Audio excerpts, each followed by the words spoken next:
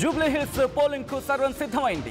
రేపు ఉదయం 7 గంటల నుంచి సాయంత్రం 6 గంటల వరకు పోలింగ్ జరగనుంది. మొత్తం 407 పోలింగ్ కేంద్రాలను ఏర్పాటు చేసింది ఎలక్షన్ కమిషన్. 226 సమస్యాత్మక పోలింగ్ కేంద్రాలను గుర్తించింది. 226 సమస్యాత్మక పోలింగ్ కేంద్రాలను గుర్తించిందంటే అర్థం చేసుకోవచ్చు. ఈ నేపథ్యంలో ఎన్నికల నిర్వహణ కోసం ఏకంగా 5,000 మంది సిబ్బంది రంగంలోకి దిగారు. పోలింగ్ కేంద్రాలకు 100 మీటర్ల పరిధి వరకు 144 సెక్షన్ అమలులో ఉంటుంది.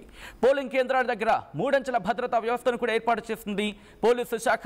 ఎన్నికల విధుల్లో 1761 మంది పోలీసులు ఉన్నారు. తొలిసారిగా డ్రోన్తో నిఘా పెట్టబోతున్నారు అధికారులు. జూబ్లీ హిల్స్లో మొత్తం 4,01,365 మంది ఓటర్లు. ఎంతమంది? 4,01,365 మంది ఓటర్లు ఉన్నారు.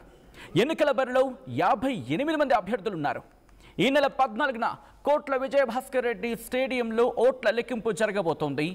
ఫలితాలు ఆ రోజే వెలువడబోతున్నాయి. ఇప్పటి వరకు 230 మంది రౌడీ షీటర్లను బైండ్ ఓవర్ చేసింది పోలీసు శాఖ. విజువల్స్ మీరు చూస్తున్నారు. ఎన్నికల కమిషన్ అధికారులు అక్కడికి చేరుకున్నారు. ఏర్పాట్లను పర్యవేక్షిస్తున్న సందర్భం.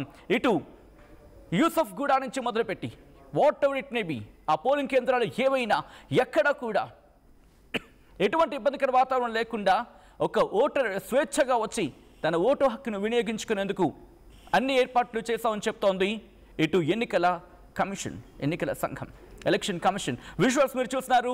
డ్రోన్లతో పర్యవేక్షిస్తోంది. ఈ నేపథ్యంలోని ఆ డ్రోన్స్కి సంబంధించి ఆ డ్రోన్స్ని ఇప్పటికే టెస్ట్ చేసింది. వాటితో ఇప్పటికీ కైండ్ ఆఫ్ రిహార్సల్ చేస్తున్నాను కూడా ఎటువంటి అతిశక్తి లేదు. అంటే రేపు మొత్తం డ్రోన్లతోనే నిఘా పెట్టబోతోంది. ఎక్కడ ఎటువంటి పరిస్థితులు ఉన్నాయి? ఓటర్లను ఏమైనా ప్రలోభ పెడుతున్నారా? ఓటర్లను రప్పించేందుకు ఎటువంటి కార్యాచరణ ఉంది? వీటన్నిటికీ సంబంధించి ఆర్టీవీ ఎన్నికల సంఘంతో మాట్లాడింది, ఎన్నికల కమిషన్తో మాట్లాడింది. మరి కాసేపట్లో వాటిని వివరించే ప్రయత్నం చేయబోతున్నాం. విజువల్స్ మీరు చూస్తున్నారు. ఎన్నికల ఏర్పాట్లకు సంబంధించి ఇప్పటికే బ్యాలెట్ బాక్సులు కావచ్చు, వాటన్నిటినీ కూడా సేఫ్గా ఉంచారు వాటిని. ఎందుకంటే రేపు ఉదయం ఎలక్షన్ జరిగే నేపథ్యంలో ఎక్కడా ఎటువంటి ఇబ్బందికర వాతావరణం లేకుండా, ఎక్కడా కూడా ఆ వాతావరణం లేకుండా సేఫ్ అండ్ సెక్యూర్గా ఉంచేందుకు ఇప్పటికే ఏర్పాట్లు చేసింది ఎలక్షన్ కమిషన్.